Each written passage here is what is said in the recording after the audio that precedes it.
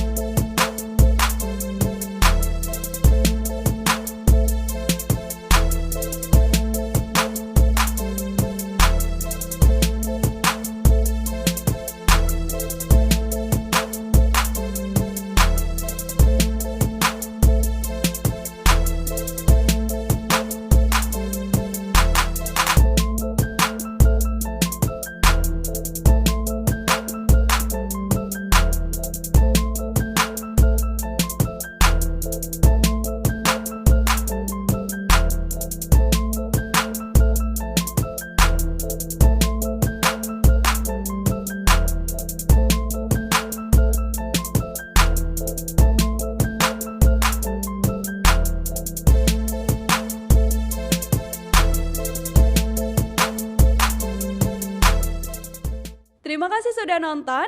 Jangan lupa like, subscribe, dan share ya.